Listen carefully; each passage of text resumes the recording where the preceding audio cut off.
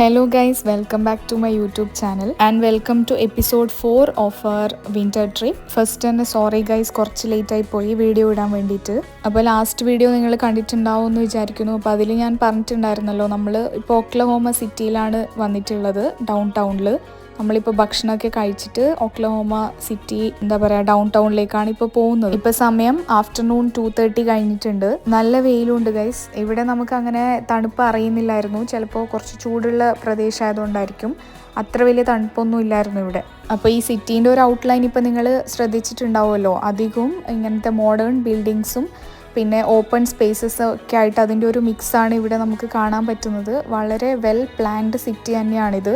ഭയങ്കര ക്ലീനും കൂടിയാണ് ഇവിടെ. അങ്ങനെ ഇപ്പോൾ നമ്മൾ വന്നിട്ടുള്ളത് സീസർ ടെയിൽ പാർക്കിലേക്കാണ് ഇപ്പോൾ നമ്മളിനി പോകുന്നത്.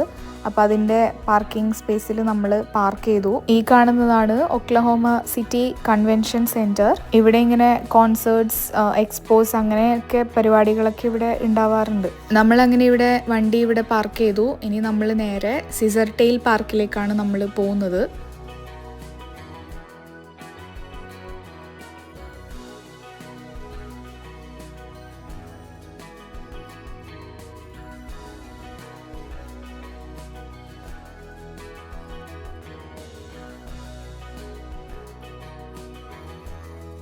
ഇവിടെ നിന്ന് നോക്കുമ്പോൾ നമുക്ക് ഒക്ലഹോമ സിറ്റീൻ്റെ ഒരു സ്കൈ ലൈൻ കാണാൻ പറ്റും. ഇവിടെ നിന്ന് കാണുന്ന ആ ടോളസ്റ്റ് ബിൽഡിംഗ് ഉണ്ടല്ലോ, അതാണ് ഡെവൺ എനർജി സെൻറ്റർ. അപ്പോൾ അത് ഒക്ലഹോമ സിറ്റിയിലെ ടോളസ്റ്റ് ബിൽഡിംഗ് ആണ്. അതൊരു 50 സ്റ്റോറീഡ് ബിൽഡിംഗ് ആണ്. ഇവിടെ നിന്ന് നോക്കുമ്പോൾ സിറ്റീസ്കേപ്പ് എന്ന് പറയുമ്പോൾ നമുക്ക് കാണുന്നത് മോഡേൺ ഗ്ലാസ് ടവേഴ്സും ഹിസ്റ്റോറിക് ആർട്ട് ഡെക്കോ ആർക്കിടെക്ചറാണ് അധികം ഇവിടെ കാണുന്നത്. ഇവിടെ ഇങ്ങനെ മാപ്പ് ഉണ്ടായിരുന്നു. ഇത് സീസർ ടെയിൽ പാർക്കിന്റെ മൊത്തത്തിലുള്ള ഒരു മാപ്പാണ് ഇവിടെ കാണുന്നത്. ഇവിടെ ഇപ്പോൾ വിന്ററും പിന്നെ ബ്രേക്കൊക്കെ ആയതുകൊണ്ടായിരിക്കാം ആൾക്കാരൊക്കെ കുറവായിരുന്നു ഇവിടെ.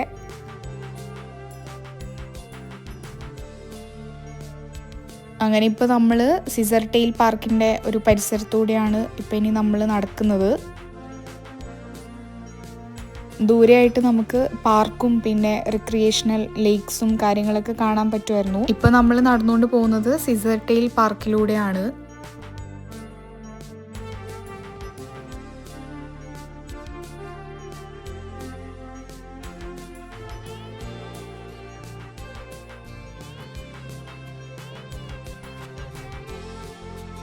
ഇവിടെ ഗ്രിസ്റ്റ് മിൽ ജോൺസ് എന്ന് പറഞ്ഞിട്ടുള്ള ഒരാളുടെ ഇമ്പോർട്ടൻ്റ് ആയിട്ട് ചെയ്തിട്ടുള്ള കാര്യങ്ങളൊക്കെ ഇവിടെ എഴുതി വെച്ചിട്ടുണ്ടായിരുന്നു.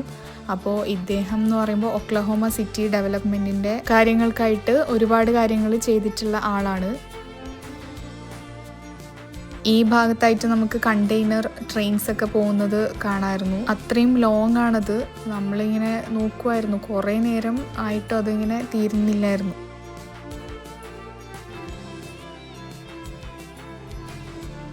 അങ്ങനെ ഗൈസ്, ഇപ്പോൾ നമ്മൾ എത്തിയിട്ടുള്ളത് ഈ ഒരു സീസർ ടെയിൽ പാർക്കിലത്തെ ഒരു മെയിൻ അട്രാക്ഷനാണ് ഈ സ്കൈ ഡാൻസ് ബ്രിഡ്ജ്. അപ്പോൾ ഇപ്പോൾ നമ്മൾ കാണുന്നത് സ്കൈ ഡാൻസ് ബ്രിഡ്ജ് എന്നാണ് ഇതിൻ്റെ പേര്.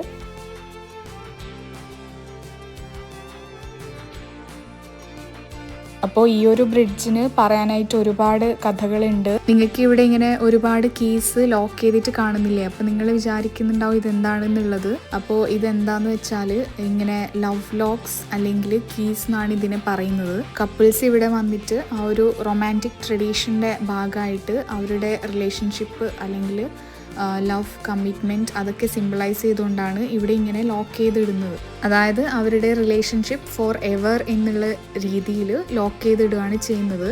എന്നിട്ട് ആ കീ അവർ ദൂരെ കളയും എന്നാണ് പറയുന്നത്. അപ്പോൾ പാരീസിലൊക്കെ ഉള്ളതുപോലെ തന്നെയാണ് ഇവിടെയും ഇവരിങ്ങനെ ചെയ്യുന്നത്. അപ്പോൾ ഇത് ശരിക്കും ഇവിടുത്തെ ഒരു ഇൻട്രസ്റ്റിംഗ് ആയിട്ടുള്ള ഒരു കാര്യമാണ്. നമുക്ക് നോക്കിയാൽ കാണാം ഈ ഒരു സ്ട്രക്ചറിൽ, അതായത് ഈ ഒരു ബ്രിഡ്ജിൻ്റെ സ്ട്രക്ചറിലും റെയിലിങ്ങിലൊക്കെ ആയിട്ട് മുഴുവനായിട്ട് അത്രയും ലോക്സ് ആണ് നമുക്കിവിടെ കാണുന്നത്. പിന്നെ ഇതിൻ്റെ ഒരു നെഗറ്റീവ് സൈഡ് എന്ന് പറയുന്നത്, ഇപ്പോൾ ഇത്രയും ലോക്സ് ഇവരിങ്ങനെ ഇടുന്നത് വഴി ഈ ഒരു ബ്രിഡ്ജിൻ്റെ, അതായത് സ്ട്രക്ചറിൻ്റെ സ്റ്റെബിലിറ്റീനെയാണല്ലോ ബാധിക്കുന്നത്.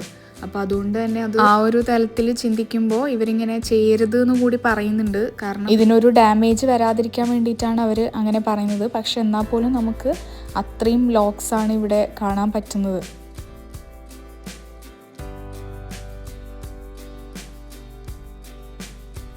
ഈ ബ്രിഡ്ജിലൂടെ നമുക്കിങ്ങനെ മെയിൻ്റനൻസ് യൂട്ടിലിറ്റി വെഹിക്കിൾസ് ഒക്കെ പോകുന്നത് കാണാൻ പറ്റും. ഇപ്പോൾ കുറേ അങ്ങനത്തെ വെഹിക്കിൾസ് പോകുന്നുണ്ടായിരുന്നു.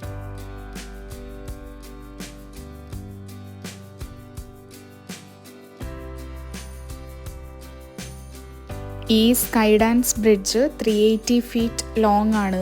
ഇൻ്റർസ്റ്റേറ്റ് 40 ഇത് സ്പാൻ ചെയ്ത് കിടക്കുന്നത്. അപ്പോൾ ഇതൊരു പെഡസ്ട്രിയൻ ബ്രിഡ്ജാണ്. അതായത് ഇവിടെ സീസർടെയിൽ പാർക്കിൻ്റെ upper and lower sections connect ചെയ്യുന്ന ഒരു പെഡസ്ട്രിയൻ ബ്രിഡ്ജാണ് ഇത്. അപ്പോൾ ആൾക്കാർക്ക് ഇങ്ങനെ നടന്നു പോകാൻ വേണ്ടിയിട്ട് താഴേന്ന് ടോപ്പിലേക്കും ഇവിടെ നിന്ന് താഴേക്കൊക്കെ അതിനുവേണ്ടി കണക്ട് ചെയ്യുന്നതാണ് ഈ ഒരു ബ്രിഡ്ജ്. അങ്ങനെ വന്നിട്ട് ഇപ്പം നിങ്ങൾ ഈ ഒരു സ്ട്രക്ചറിൻ്റെ ഡിസൈൻ ശ്രദ്ധിച്ചിട്ടുണ്ടാവില്ലേ? അപ്പോൾ ഇതെന്ന് പറയുമ്പോൾ ഒക്ലഹോമ സ്റ്റേറ്റ് ബേർഡ് ആയിട്ടുള്ള സീസർ ടെയിൽഡ് ഫ്ലൈ ക്യാച്ചർ എന്ന് പറയുന്ന ആ ഒരു ബേർഡിൽ നിന്ന് ഇൻസ്പയർ ആയിട്ട് ചെയ്തു വെച്ചിട്ടുള്ള ഒരു ഡിസൈനാണിത്. നല്ല അടിപൊളിയാണിത് കാണാൻ വേണ്ടിയിട്ട്. ആ ഒരു വി ഷേപ്ഡ് ഡിസൈനാണിത്. കാണാൻ തന്നെ നല്ല രസമാണ്. പിന്നെ ഇവിടെ നിന്നുള്ള റോഡ് വ്യൂവിന് ഒരു പ്രത്യേക ഭംഗിയുണ്ടായിരുന്നു. ഇവിടെ നോക്കുമ്പോൾ ഇങ്ങനെ വാഹനങ്ങളൊക്കെ പോകുന്ന കാണാൻ വേണ്ടിയിട്ട് നല്ല ഭംഗിയുണ്ടായിരുന്നു. 192 ഫീറ്റ് ടോളാണ് ഈ ഒരു സ്ട്രക്ചർ. പിന്നെ ഇവിടെ പ്രത്യേകത എന്ന് പറയുമ്പോൾ നൈറ്റ് ആണെങ്കിൽ ഇവർ ഇല്യൂമിനേറ്റ് ചെയ്യും. അപ്പോൾ ചേഞ്ചിങ് കളേഴ്സൊക്കെ ആയിട്ട് നല്ല രസമാണ് ഇവിടെ കാണാൻ. അതുകൊണ്ടാണ് ഇതൊരു പോപ്പുലർ ലാൻഡ്മാർക്കായി മാറിയത്. പക്ഷെ ഇപ്പോൾ പകലായതുകൊണ്ട് നമുക്കത് കാണാൻ പറ്റിയിട്ടില്ല. എന്നാൽ പോലും ഭയങ്കര അടിപൊളിയായിരുന്നു. അപ്പോൾ നമ്മളിവിടുന്ന് കുറേ ഫോട്ടോസൊക്കെ എടുത്തു. നല്ല അടിപൊളി ഒരു പ്ലേസ് തന്നെയായിരുന്നു ഇത്.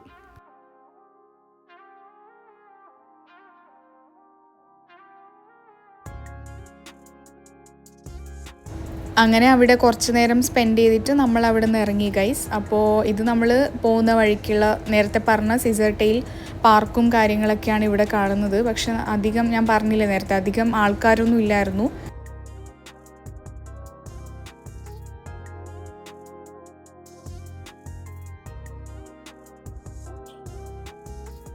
അങ്ങനെ ഇപ്പോൾ നമ്മൾ നേരെ വണ്ടീൻ്റെ അടുത്തേക്ക് പോവാണ്. അപ്പോൾ ഈ സ്കൈ ബ്ലൂ കളറിൽ കാണുന്നതാണ് ഗൈസ് ഒക്ലഹോമ സ്റ്റേറ്റിൻ്റെ ഫ്ലാഗ്. അങ്ങനെ നമ്മൾ അവിടെ നിന്ന് വിട്ടു. ഇനി നമ്മൾ പോകുന്നത് ഇവിടുത്തെ വേറൊരു പോപ്പുലറായിട്ടുള്ള പ്ലേസിലേക്കാണ്.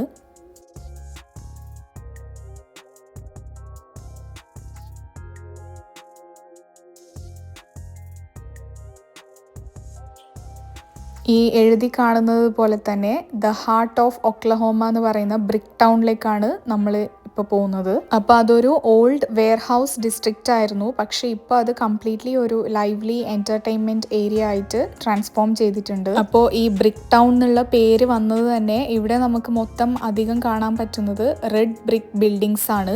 അതുകൊണ്ടാണ് ആ പേര് വന്നത്. ഈ കാണുന്നതാണ് guys Chickasaw Bricktown ballpark. അപ്പോൾ ഇതൊരു ബേസ്ബോൾ സ്റ്റേഡിയമാണ് ഇവിടുത്തെ ഫേമസ് ആയിട്ടുള്ള. അപ്പോൾ ഇവിടുത്തെ ഒരു ഹോൾ സിറ്റി എക്സ്പീരിയൻസിലേക്ക് ആഡ് ഓൺ ചെയ്യുന്ന ഒരു ഫാക്ടറി കൂടിയാണിത്. ഇപ്പം നമ്മൾ പോകുന്ന വഴിക്കൊക്കെ നിങ്ങൾക്ക് കാണാൻ പറ്റും എല്ലാം റെഡ് ബ്രിക്ക് ബിൽഡിങ്സ് ആണ്. ഈ ബ്രിക്ക് ടൗൺ എന്നുള്ള പേര് പോലെ തന്നെ. അപ്പോൾ ഇത് one of the top tourist areas ആണ് ഒക്ലഹോമ സിറ്റിയിലെ. റെസ്റ്റോറൻറ്റ്സും കനാൽസും നൈറ്റ് ലൈഫൊക്കെ ആയിട്ട് ഇപ്പോൾ വേറെ തന്നെ ഒരു വൈബാണ് ഇവിടെ. അതായത് ഞാൻ പറഞ്ഞല്ലോ 1800-കളിലൊക്കെ ഇവിടെ ഇൻഡസ്ട്രിയൽ വെയർ ഹൗസസ് ആയിരുന്നു. അപ്പോൾ അതിൽ നിന്നൊക്കെ മാറിയിട്ട് ഇപ്പോൾ വേറെ തന്നെ ഒരു ലൈഫാണ് ഇവിടെ. പക്ഷെ നമ്മൾ വന്നത് ഇപ്പോൾ ഒരു ഹോളിഡേ ആയതുകൊണ്ട് തന്നെ ഇവിടെ ഒന്നും അധികം എല്ലാം ക്ലോസ് ചെയ്തിട്ടായിരുന്നു ഉണ്ടായിരുന്നത്. അതുകൊണ്ട് നമുക്ക് ഇവിടെ കംപ്ലീറ്റ് ആയിട്ട് എൻജോയ് ചെയ്യാൻ പറ്റിയിട്ടില്ല ആ ഒരു ബ്യൂട്ടി. പക്ഷെ എന്നാലും ഇപ്പോൾ നമ്മൾ വരുന്ന സമയത്ത് ഇവിടെ ഭയങ്കര കാമായിരുന്നു. അല്ലെങ്കിൽ ഇവിടെ ഭയങ്കര ബിസി ആയിട്ടുള്ള ഒരു പ്ലേസാണിത്. അപ്പോൾ ഇത് ഇവിടുത്തെ ഫേമസ് ആയിട്ടുള്ള കനാലാണ്. അപ്പോൾ ഇതൊരു മാൻമെയ്ഡ് കനാലാണ്. ഇവിടെ നമുക്ക് ബോട്ട് റൈഡൊക്കെ ഉണ്ട്, വാട്ടർ ടാക്സി റൈഡൊക്കെ. അപ്പോൾ നിങ്ങൾ മറ്റ് ടൈമിലൊക്കെയാണ് വരുന്നതെങ്കിൽ ശരിക്കും നിങ്ങൾക്ക് അത് എൻജോയ് ചെയ്യാൻ പറ്റും. ഈവനിങ്സിലൊക്കെ ഭയങ്കര ബ്യൂട്ടിഫുൾ ആണത്. നമുക്കൊരു യൂറോപ്യൻ വൈബ് തരുന്ന ഒരു കാര്യമാണത്.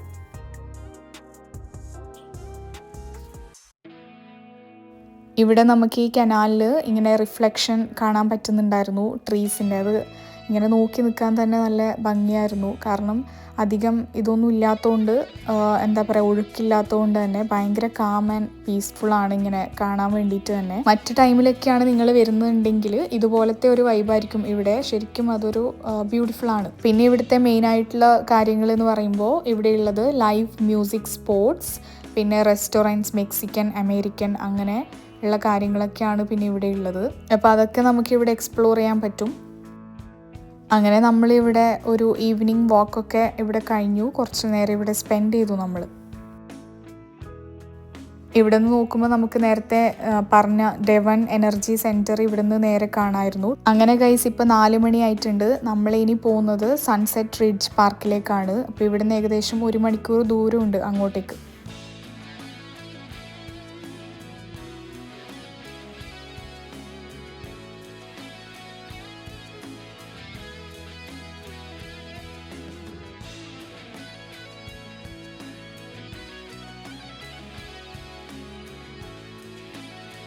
അപ്പോൾ പേര് പോലെ തന്നെ സൺസെറ്റ് കാണാൻ വേണ്ടിയിട്ടാണ് നമ്മൾ അങ്ങോട്ടേക്ക് പോകുന്നത്. നമ്മൾ പോകുന്ന വഴിക്ക് തൊട്ടേ നമുക്ക് സൺസെറ്റ് ചെറുതായിട്ടൊക്കെ കാണാമായിരുന്നു.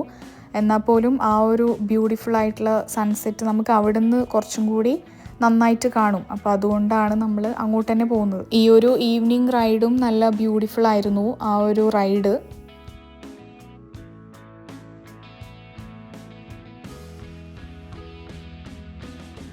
അങ്ങനെ ഗൈസ് ഫൈനലി നമ്മൾ സൺസെറ്റ് റിഡ്ജ് പാർക്കിൽ എത്തിയിട്ടുണ്ട്. അപ്പോൾ നമ്മുടെ കയ്യിൽ ചായ ഉണ്ടായിരുന്നു നേരത്തെ വാങ്ങിയത്.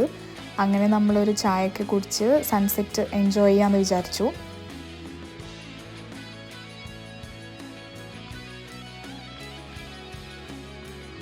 ഇത് പിന്നെ പറയണ്ടല്ലോ ഗൈസ്, പറയാണ്ട് തന്നെ നിങ്ങൾ കാണുന്നുണ്ടാവും.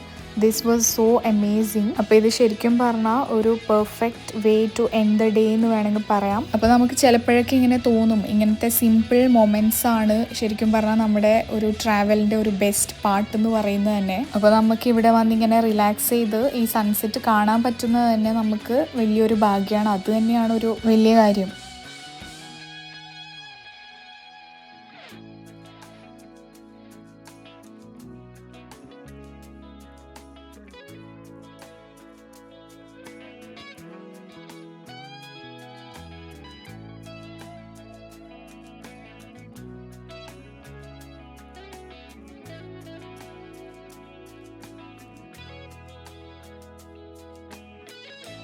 ഇവിടെ ദൂരെയായിട്ട് നമുക്ക് ലൈറ്റ് ഹൗസൊക്കെ കാണാൻ പറ്റുന്നുണ്ട്. അപ്പോൾ നമുക്ക് ശരിക്കും ഒരു എന്താ പറയുക, കന്യാകുമാരിയോ അങ്ങനത്തെ എന്തോ ഒരു ഫീലായിരുന്നു ശരിക്കും ഇവിടെ. എനിക്കാണെങ്കിൽ അല്ലെങ്കിലും സൺസെറ്റ് ഭയങ്കര ഇഷ്ടമാണ്. അപ്പോൾ അതുകൊണ്ടാണോ എന്നറിയില്ല, ഞാൻ കുറേ എടുത്തിട്ടുണ്ടായിരുന്നു ഇത്. നമ്മൾ പിന്നെ ഇവിടുന്ന് കുറച്ച് വീഡിയോസും ഫോട്ടോസൊക്കെ എടുത്തു.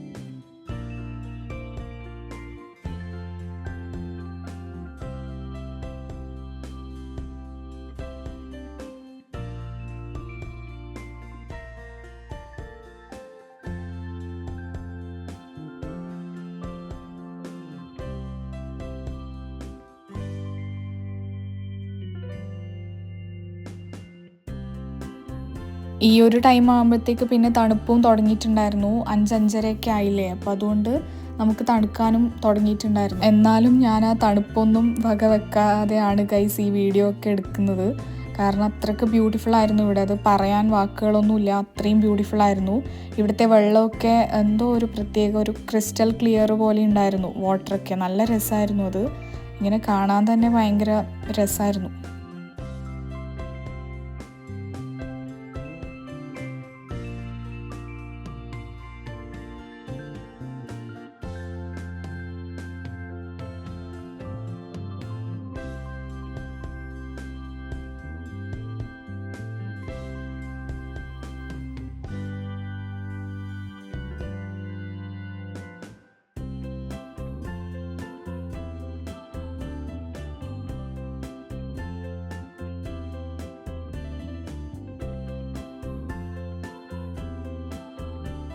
ഇതിൻ്റെ ചുറ്റുവട്ടത്തെ കാഴ്ചകളൊക്കെയാണ് ഇതൊക്കെ വീഡിയോയിൽ കാണുന്നത്.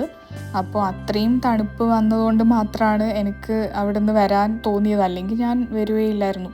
അങ്ങനെ നമ്മൾ മെല്ലെ അവിടെ നിന്ന് വരികയാണിപ്പോൾ. അപ്പോൾ ഇത് ശരിക്കും പറഞ്ഞാൽ ഇന്നത്തേക്കുള്ള ഒരു ഹാപ്പി എൻഡിങ് തന്നെയായിരുന്നു. ഇനി നമ്മൾ വീട്ടിലേക്ക് തിരിച്ചു പോവാണ്. ഇവിടെ നിന്ന് ഇനി 1 hour ഉണ്ടല്ലോ തിരിച്ചു പോകാൻ വേണ്ടിയിട്ട്. അപ്പോൾ ഈ വീഡിയോ നിങ്ങൾക്ക് ഇഷ്ടമായി എന്ന് വിചാരിക്കുന്നു. ഇഷ്ടമായാൽ do like, share and subscribe my YouTube channel. അപ്പോൾ ബാക്കി ഉള്ള വിശേഷങ്ങളൊക്കെ ആയിട്ട് ഞാൻ അടുത്ത വീഡിയോയിൽ വേഗം തന്നെ വരും. അപ്പോൾ till then take care and stay tuned. See you soon in the next video and thank you for watching.